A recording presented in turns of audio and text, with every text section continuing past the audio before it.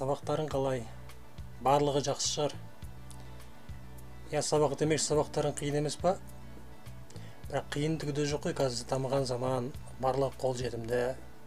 Бәріміздің қолдарымызда неше түрлі мындай гаджеттеріміз, айфондарымыз, ноутбуктарымыз, ультрабуктарымыз бар, Google'дан қараймыз, YouTube'дан қарай саламыз. Қазір дамыған заманда неше түрлі гаджеттер мен неше түрлі оқу құралдары жарыққа шықты, барлығы қол жетімді. Сондықтан ешқандай қиындығы да жоқ, барлығын оңайлатылып қойылды қазіргі таңда. Оған орай енді сабаққа дайындаламыз деп көбінесе кіреміз де жаңағы неше түрлі TikTok, Instagram секілді әлеуметтік желілерге, немесе өзіміз жақсы білетін PUBG, PlayStation ойындарына, әсіресе ұлдар жағы түсінетін шығар, кіріп кетіп жатамыз, ойнап кетіп жатамыз.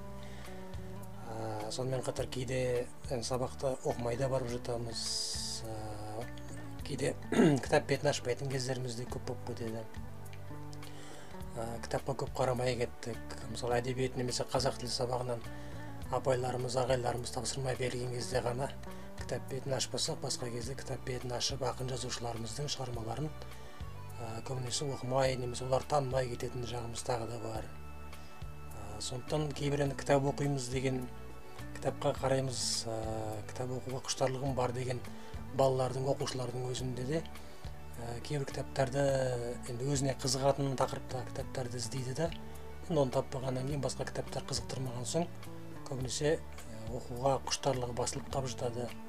Немесе кітапты алып қолына алған кезде оның ішіндегі сөздерін, көбінесе әдеби сөздер дейміз, мына кітаби сөздер дейміз, кітапта кездесетін көптеген сөз тіркестерін, мысалы ұмытылып қалған сөздер бар, оның ішінде көп қолданылмайтын сөздер бар қазіргі таңда. Соларды оқыған кезде көп түсіне алмай, содан кішкене кібіртіктеп кедергі болып, содан кітап оқымай қалатын жастарымыз да баршылық. Қазір көбінесе ақын жазушылардың сөздерін ұғып, соны түсінетін адамдардың өзі қазір аз болып бара жатыр, үлкендердің өзі көп сөздерді түсінбейді. Көбінесе әдебиет сабағындағы мұғалімдерімізге барып, ағайларымызға, апайларымызға барып сұрап жатамыз. Ол кісілердің өзі кейде түсіндіре алса, кейде түсіндіре алмай қалатын кездері болады, уақыттар болмайды кейде. Сондықтан сіздермен бірге бүгін Лакки Айбек YouTube арнасында не деген сөз деген айдармен шығып отырмыз. Не деген сөз деген айдарда кішкене кіріспеде түсіндіре кететін болсам, бұл айдарда көбінесе жаңағы ақын жазушыларымызбен, сонымен қатар оның шығармаларымен танысатын боламыз, бірақ қалай?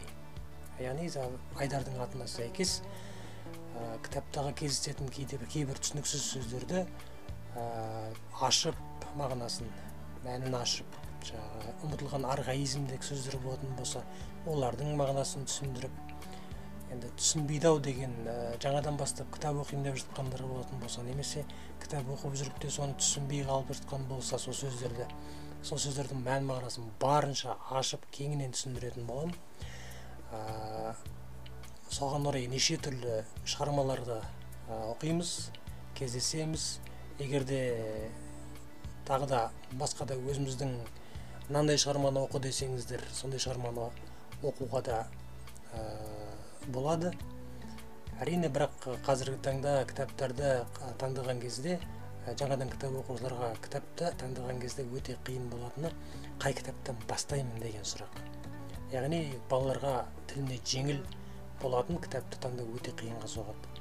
Көбінесе романдардан бастап кетеді, сонымен кібіртіктеп ары қарай жүре алмай, түсінбей, сонымен кітап оқу қандай қиын деп қоя салып жатамыз.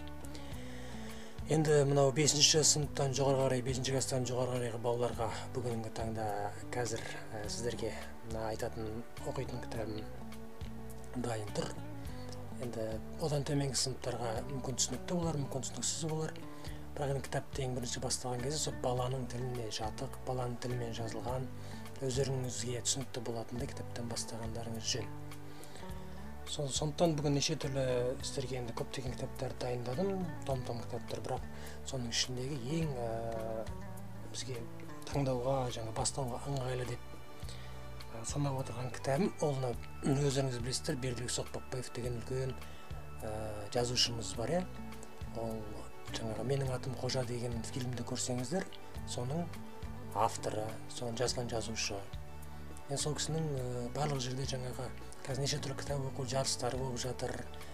Кітап оқитын арнайы жаңағы гаджеттерімізде приложениелеріміз бар, Play Market деген жаңа алатын, яғни қосымшаларымыз. Сол интернет қосымшалардағы кітаптардағы ең бірінші басталатын осы Бердібек Соқпақбаевтың «Балалық шаққа саяхат» кітабынан бастап жатыр көптеген адамдар. Сондықтан осы кітаптағы осы повестегі, яғни түсініксіз сөздерді, жаңағы архаизм болып кеткен сөздерді, сол замандағы сөздерді түсіну көптеген адамдарға мейлінше жаңағы үлкен кісілердің өздеріне түсініксіз болып жатқан жайы бар. Сондықтан сол повесттен, сол шығармадан бастауды жөн деп тауып отырмыз. Сондықтан бүгінгі оқылатын шығарма сол «Балалық шаққа саяхат» деген Бердібек Соқпақбаевтың повесті. Енді ол жерде айта кететін әңгіме, ол повесттегі көптеген сөздер сол замандағы сөз тіркестері, әдеби сөздер кітаптың мағынасына, жаңағы сол заманның мағынасына, сол заманның ауанына қарай жазылған сөздерді сіздерге түсіндіре отырып оқитын боламыз. Жалпы не деген сөз айдары түсінікті деп ойлаймын сіздерге. Егер қаласаңыздар, кітап оқимын десеңіздер, осыны бізбен бірге отырып, осы Алла Кәйбек YouTube арнасымен бірге отырып оқысаңыздар, кітаптарыңызды мүмкіндігінше түсінікті болады деп ойлаймын. Ағыр сіздер қолдау көрсетіп жатсаңыздар, подписка жасап, лайк басып қойсаңыздар болады.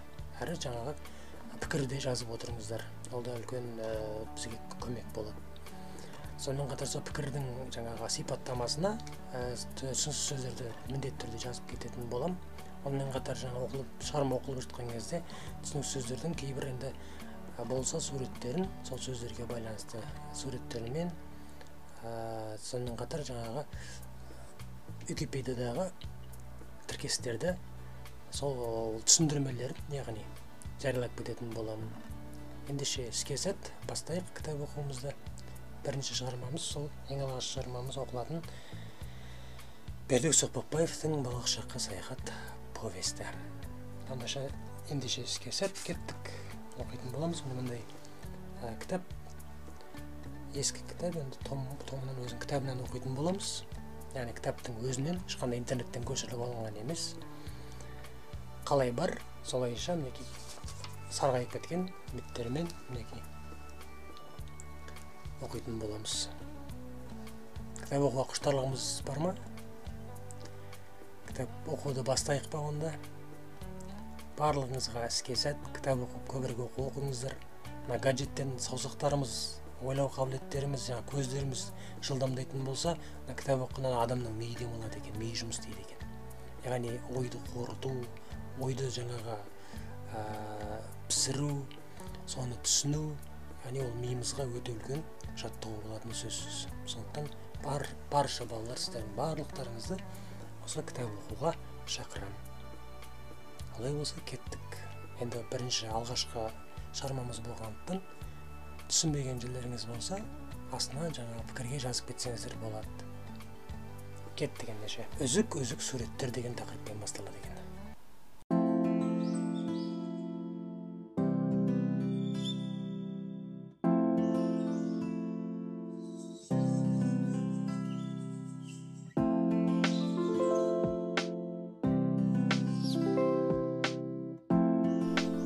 Жаз, жайлау, шұбала қонған киіз үйлер. Яғни бұл жерде не айтылып отқанын түсініп отырсыздар, жаз. Яғни жаз мезгілін айтып отыр бұл жерде. Яғни 4 мезгіліміз бар, жаз, күз, қыс, көктем. Сол кездегі жаз. Яғни жазда қазақ халқы көшпелі ел болғандықтан, жаңа малмен көшіп қонып жүргендіктен, жазда қайда отыратын болған? Жайлауда, яғни. Енді малға шөп жақсы болу үшін, сол малдың жағдайына қарай әртүрлі атыраптарға, әртүрлі жерлерге көшіп жүрген 4 мезгілде. Мысалы, көктемде көктеуде болған, күзде күздеуде болған, қыста қыстауда болған, жазда жайлауда болған. Яғни бұл шығармада сол жайлаудағы, жаздағы мезгілді суреттейді. Жаз, жайлау, шұбала қонған киіз үйлер. Яғни шұбала қонған киіз үйлер. Оны қалай түсінуге болады? Шұбала деген сөздің мағынасына қарап көрейікші. Шұбалаңқы, шұбала дейді, яғни біркелкі емес, ұзын бірақ көз жетпейтін әр жерге қоныстанған киіз үйлер, әр жерге тігілген, яғни киіз үйлер. Айтып жатамыз ғой, жаңағы үйде ұзын жіп жатса, анамыз айтуы мүмкін, мына жіп неғып шұбалаңдап жатыр деп, жерде жатыр деп. Яғни ұзын болып жатқан жіпті неғып шұбалаңдатып міне жіпті жатқызып қойғансыңдар, алмайсыңдар ма дейді. Сонымен қатар бір жіпті немесе арқаны тауып алып, оны жинамай, сол ұзынша бойымен сүйретіп кетсек, сүйрелеп кететін болсақ, ей, шұбалаңдатпай жинап алсаңыз дейміз. Яғни шұбала деген сөз содан қалған, яғни шұбалаңдау, яғни жыланның ирлең деген сияқты нәрсе ғой. Әр жерге қоныстанған, яғни ұзыннан. Қанаттас бір ауылға апам мен мені жетелеп қыдырыстап келген. Қанаттас бір ауылға, яғни қанаттас дегеніміз не? Көрші ауылға, иә? Яғни қасына қонған, жанына қонған ауылды қанаттас ауыл дейді қазақ. Қанаттас бір ауылға апам мені жетелеп қыдырыстап келген. 3-4 әйел үйде шай ішіп, әңгімелесіп отыр да, мен сыртта асық ойнаған балалардың қасында қызықтап қарап тұрмын. Ересектеу баланың бірі кенет иығымнан жұлқып қалды. Енді үлкендеу бала деген сөз ғой, ересектеу деген. Иығымнан жұлқып қалды деген, иықтан ұстап бүйтіп жұлқып қалды дейді. Әне, сені тастап шешең кетіп барады. Яғни сені тастап мамаң кетіп баратыр деген сөз ғой. Ауылдың ортасын қақ жарып тарам-тарам соқпақ жол өтеді. Яғни ауылдың қақ жарып, яғни ауылдың ішімен, ауылдың тура ортасынан қақ жарып деген ортасынан тарам-тарам соқпақ жол өтеді. Соқпақ жол дегеніміз не? Яғни жалғыз аяқты немесе ат арба жүретін, ол кезде асфальт жоқ. Ат арба жүретін шаңдауыт, қарапайым жол, соқпақ жол, иә? Сол жолмен түйеге мінгескен екі әйел соқтырып кетіп барады. Яғни соқтырып деген не деген сөз? Сол түйенің желісімен, түйенің жаңағы жүрген жүрісімен соқтырып алдарына қарамай кетіп барады деген сөз. Соқтырып дегеніміз. Екеуі де кимешек киген. Кимешекті білеміз, не білмесеңіздер, суретін шығарып қойын. Әжелеріміз киетін бас киім. Артындағысы аумаған менің шешем. Тура менің шешемде артындағы отырғаны дейді. Мені бөтен ауылда қалдырып жөнеп барады. Жөнеп барады деген сөз қырғыз бен қазақта көп кездеседі, қырғыздардың тілінде де жөнеп барады, яғни кетіп баратыр деген сөз. Мені бөтен ауылда қалдырып жөнеп барады дейді. Мен шешемнен өлмей қалармын. Яғни мен шешемнен қалмаймын ешқашан деген сөз. Өлмей қалармын ба дейді мысалы. Апа, апа деп артынан қуып барам. Қуып бердім. Құлындағы дауысым Құдайға жетіп бақырып жүгіріп келем. Құлындағы дауысым Құдайға жетіп не деген сөз. Яғни бақырып жүгіріп кеткен, яғни шыңғырып бақырған кезде дауысым бүкіл әлемге естілгендей болды деген сөз. Құлындағы дауысым Құдайға жетіп. Яғни дауысым бүкіл жерге естіліп, бүкіл адамға естіліп деген сөз. Аяулы шешемнің маған бұрылып қарағысы да келмейді. Апа, апа, бақырудан өңешім жыртыла жаздайды. Өңеш деген қай жер? Мына жері тамақ. Өңешім жыртыла жаздайды. Тамағым жыртылып кетті деп айтамыз ғой. Жол шетіндегі үйлердің адамдары бәрі маған қарап қалған. Тек шешем ғана қарамайды. Ұзын аяқтарымен тайраңдай желген жүрдек түйе оңайлықпен жеткізбейді. Түйенің өзі ұзын, аяқтары ұзында тайраңдап жүреді ғой, жүрген кезде былай ойнақтап. Соны айтқаны ғой. Жүрдек түйе дейді, яғни өте жүйрік түйе деген сөз. Бір әйел көлденеңнен дауыстап деген, яғни аяқ астынан. Көлденең болғанда түзу көлденең деген сөз емес бұл жерде. Аяқ астынан дауыстады деген сөз. Ай қатын, балаң жылап келеді деді. Шешем енді ғана маған жалт бұрылып қарады. Жалт бұрылып деген қандай? Дереу, сразу, орысша айтқан кезде. Сөйтсем шешем мен жылап келе жатқан адамым, сөйтсем шешем деп жылап келе жатқан адамым мүлдем бөтен дейді. Алдыңғысы да мен танымайтын басқа ел. Өз шешем сол әлгі шай ішкен үйде отыр. Уақыттың көбін су бойында өткіземіз. Су бойында деген не деген сөз? Су бойында судың жағасын өткіземіз деген сөзі. Су бойында ойнаймыз. Міне енді қалжырап үйге қайтып келемін. Қалжырап деген не деген сөз?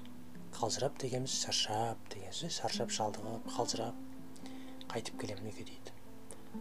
Қарнымда түк қалмаған, ашпын. Шешем құр талқан берді. Талқан деген не нәрсе екенін білесіздер. Қуырылған арпа мен бидайдан, дәнді дақылдан жасалатын тағамның ежелгі қазақтың тағамы болды. Дәмсіз қара талқан. Жейін десем, тамағымнан жүрмейді. Біздің ауылдан жоғары бір шақырымдай жерде Киікбай ауылы. Киікбай ауылы деген ауылдың аты, бірақ ол руға да байланысты. Киікбай деген рудың, қазақтар руға бөлінеді ғой. Сол Киікбай деген рудың тұратын ауылын Киікбай ауылы дейді екен. Сонда күйеуге тиген немере әпкем тұрады. Қалай келгенімді білмеймін, сол үйде қазанға қарып жапқан күйелештеу нан жеп отырмын. Қалай келгенін білмеймін, күйелештеу қазанға қарып жапқан. Өзде қазанға жабатын болған нандарды. Бір кезде есіктен шешем кіріп келді. Мені көріп, жылап бас салды. Неге жылайтынын түсінбеймін. Сөйтсем, шешем мені аяқ астынан жоғалтып алған, бүкіл ауылдан іздеп таппаған, суға ағып кеткен деп ойлап, есі қалмаған. Бұдан аз бұрын шешем мені осында ертіп келіп, нан жегізген екен. Тағы да киіз үй тіккен көшпелі ауыл. Киіз үйді білеміз ғой барлығымыз. Қазақ үй дейміз, киіз үй дейміз. Мінекей, суретін шығарып қойын. Күз кезі болар. Жердің оты қашқан. Жердің оты қашқан не деген сөзіміз бұл жерде? Жердің оты қашқан, яғни шөбі біткен деген сөз. Көп шөбі жоқ. От дегеніміз мағынасы шөп деген мағынада қолданылады қазақта. Отығып алсын, малымыз отығып алсын дейді. Отты жүр екен дейді, шөпті жүр екен дегенімізді. Жердің оты қашқан, яғни шөбі сиреп кеткен, азайып кеткен. Ауылға төрт-төрттен сап түзеген салтатты көп әскер кіріп келеді. Әскер, армия, солдаттар. Бастарында шошақ төбелі шлем буденовка. Мінекей, суретін шығарып қойын. Осындай бас киім киген сол кездегі әскерлер. Мойындарында найзалы мылтық. Алдыңғы біреу желбіретіп қызыл ту ұстаған. Ол кезде білеміз, Кеңес одағының кезі туы қызыл болған. Кілең шолақ құйрық аттар. Аттың құйрығын кесіп тастайды шолақ қылып. Соны шолақ құйрық аттар дейміз. Немесе түйіп байлап тастайды. Жұрт үйді-үйлерінің есіктерінен бастарын шығарып қарап қалған. Әскер ауылдан өлеңдетіп шығып кетіп барады. Дауыстарынан жер солқылдайды. Әндетіп маршпен кетіп барады ғой. Ауылдың қасында қара жолдың шаңын аспанға көтеріп, қора-қора мал айдап өтеді. Атты жаяу адамдар малмен бірге кетіп бара жатады. Кейін мойындарынан айқастырып, тапанша, сумка салған. Мойындарына бүйтіп іліп алған айқастырып, тапанша, сумка дейді. Тапанша дегеніміз не? Қару,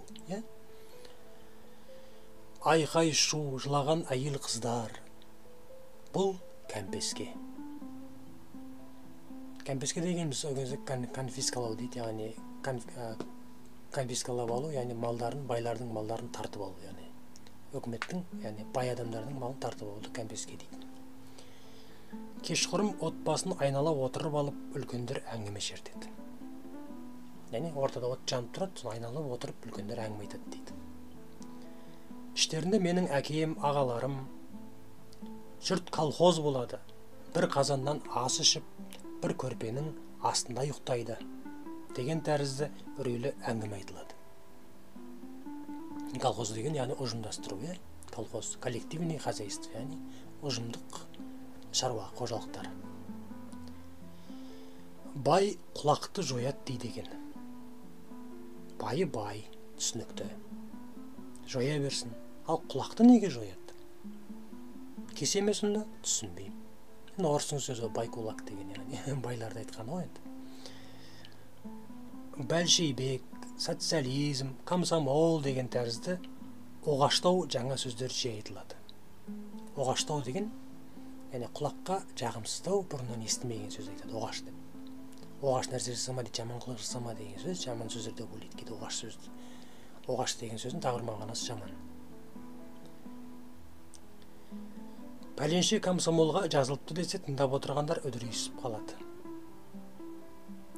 Біздің үйдегі бірден бір хат танитын оқымысты Сатылған ағайым. Яғни ағасының аты кім екен? Сатылған, Ол үлкендігі тоқымдай қаралы қағаздар ұстап келеді. Тоқымдай дегеніміз, ер тоқымды бәріміз білеміз ғой. Ер тоқым деп ол бірге аталады, бірақ ер деген бөлек. Ер деген жаңа өзіміз көріп жүрген аттың үстіндегі отыратын затта, а тоқым деген сол жаңа ер аттың жаңа арқасын қажап кетпеу үшін салынатын жаңа төсеніш. Киізден жасалады. Тоқым деп аталады сол. Сол тоқымдай деп сол жаңағы көрпедей деген сөз ғой, кішкентай көрпедей деген. Қаралы қағаздар ұстап келеді. Аға, бұл не? Газет. Газетте бұл ел үшін соны зат. Соны зат дегеніміз не? Соны, яғни соны зат дегеніміз естімеген жаңа зат дегеніміз. Бір соны бір дүние екен дейміз, соны зат екен деп. Яғни қазақтың көріңіз бе, бұл қазірде қолданылмайтын сөздер. Қазір ұмытыла бастаған сөздер. Кітаптан ғана көреміз осындай сөздерді. Сатылған оқиды. Басқалар жапырлап құлақ тұрып тыңдайды. Содан соң кәзит олай депті, кәзит бұлай депті, деп таратып әкетеді. Оқылған газет жыртылмайды. Үйге көрік беретін кілем орнына қабырғаға жағалата ілініп қойылады. Кілем сияқты қылып газеттерді жыртпай іліп қояды екен, қабырғаға. Бір жерде балалар жар деп айтамыз, бір жерде қабырға, бір жерде там деп айтамыз, тамға іліп қояды, жарға іліп қояды, қабырғаға іліп қояды, әр жерде әртүрлі диалектіге байланысты. Әр жерде адамның және бірдеңелердің суреттері, газетте. Мен суреттерге тамашалап қараумен болам. Мұншама ұқсас салынғанына таңырқайым. Аға, газет қайдан келеді? Деп сұрайым. Алматыдан келеді, үкімет шығарады. Алматы жер төбе, үлкен қала екенін білем. Ал үкімет не? Үкімет ол осы жұрттың бәрін билейді. Байларды кәмпеске жасайды. Түсіндің бе? Мен басымды изеймін. Еміс-еміс бірдеңелерді түсінетін тәріздімін. Яғни, еміс-еміс бірдеңелерді деген, енді арасынан бірдеңе түсініп қалатын сияқтымын деген сөз. Кейбір сөздер түсінемін, кейбір сөздер түсінбеймін деген сөз. Еміс-еміс деген. Жігіт болып қалған Сатылған ағайым кішкентай ойық терезенің алдында тікесінен тік тұрып, кітап па, газет пе бірдеңе оқып тұр. Қарағым, көргім келеді. Бірақ Қазекең көңілі түскен жерден оясылған терезе тым биік, бойым жетпейді. Енді Қазекең көңілі түскен жерден деп енді қазақ халқын айтып тұр бұл жерде. Яғни адамдар енді көңілі түскен жерден оясылады дейді, өзі енді кез келген жерден терезені шығара салады деген, терезе сала салады деген. Бойым жетпейді. Кішкентай оның бойы, кішкентай бала бұл әлі. Сатылғанның ожақ-пожағына шығамын, көре алмайым. Ал бірақ көруім керек. Сатылғанның сол жақ қасында қабырғаға сүйелген келсап тұр. Міне, келсап деген сөздер еді. Біреуіңіз түсінсеңіз, біреуіңіз түсінбеулеріңіз мүмкін. Келі келсап деп жатамыз. Ол да не? Ол жаңа арпа, бидай, жүгері сынды жаңа дәнді дақылдарды үгітіп ұнтақтауға арналған ағаштан жасалған зат болып табылады. Мен суреттерін шығарып қойдым сіздерге. Міне осы келі келсап дегеніміз. Келсаптың қасында сүйелі шалғы тұр. Шалғы дегенімізді білеміз ғой. Шөп шабатын құрал. Әлгінде шешем келсапты төсеніш етіп, сапсыз шалғымен тері сүргілеген. Яғни, келсапты қойып қояды, жаңа оның үстіне теріні жайып, қойдың терісін. Сонымен жаңа шалғыменен бүйтіп сүргілеген. Тері сүргілеген. Содан соң екеуін қатар сүйеп қоя салған. Жаңа сапсыз шалғы тұр, оның қасында жаңа келсап тұр. Келсаптың қол ұстайтын жері ойық болады. Суреттен көрдіңіздер өздеріңіз, ойық болады. Соған аяғымның ұшын тіредім де сатыға өрмелеп, адамша созылып көтеріле бердім. Жалаң аяқпын. Көтеріліп үлгермедім. Аяғым тайып кетті де құлап түстім. Бір аяғымды құшақтап зарладым да қалдым. Жыладым дейді бақырып. Асыл шалғының ащы жүзі май табанымды ырситып сойып түскен. Жаңа шалғы жүзіне тура келіп қалғанда табанын кесіп кеткен ғой, қатты тіліп кеткен. Арситып сойып түскен деген сол. Ашылып кеткен ғой, етінің бәрі көрініп. Бұрқ ете қалған қара қан жаралы аяғымды шеңгелдеп ұстап алған қолымның сыртына көл көсір жайылып барады. Яғни қаны аяғын қос қолдап ұстап алған, шеңгелдеп деген, қатты қысып ұстап алған деген сөз, шеңгелдеп деген. Қолымның сыртына көл көсір жайылып барады, яғни қан тоқтамай бұрқылдап, атқақтап ағып жатыр деген сөз.